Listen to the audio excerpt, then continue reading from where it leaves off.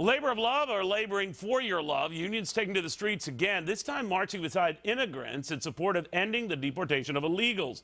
But who are they really looking to benefit, the illegals or themselves? To Michelle Fields, who says unions really don't care about the plight of immigrants, but they're up to something. Michelle, what would it be?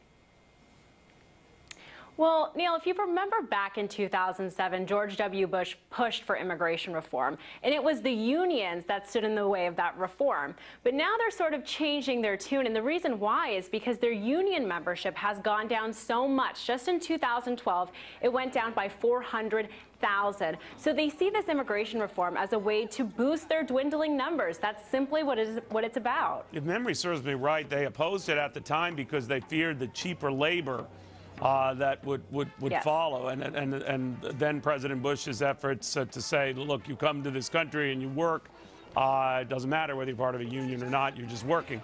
Now, do the unions who are pushing this now, by definition, say we want you here, we want to stop these deportations, and when you do get a job here, we want you unionized here? Or they can't be that blunt about it, can they, or are they? No, but that's what it's all about. Look, immigration reform would put 11 million people on the path to citizenship. That is, and eventually voting. So that is millions of new voters for the Democratic Party. And the unions are basically an arm of the Democratic Party. So we're talking about new union members, and this will help build a coalition that will be both beneficial for the Democratic Party and both beneficial to the unions, which are desperate for new people. You know, Michelle, I've heard this cut both ways about when these illegals who are here eventually become legal, and I think that invariably is going to be the direction, whether folks like it or not, support the process or not. I think that's kind of where this is going. The understanding is they're all going to be Democratic voters. I don't know if that's such a slam dunk, but I could be naive.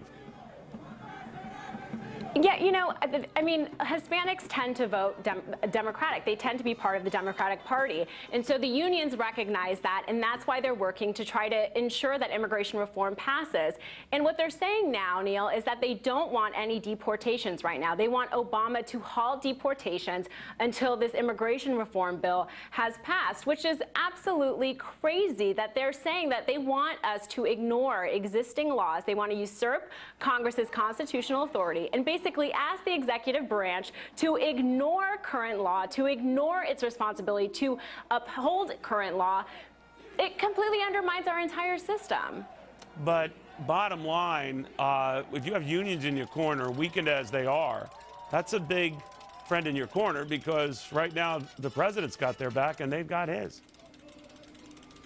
Yeah, they absolutely do, and that's why they're pushing to get this immigration reform bill passed. But look, we can't just say, oh, let's ignore law and because there's a bill in Congress that may or may not pass. You know, it doesn't seem likely that this is going to pass. Rubio said that the Gang of Eight bill will not pass the House, and he's not even sure if it's going to pass the Senate. So to suspend laws and ignore current laws because of this bill, I think is just not, it would set a very dangerous precedent.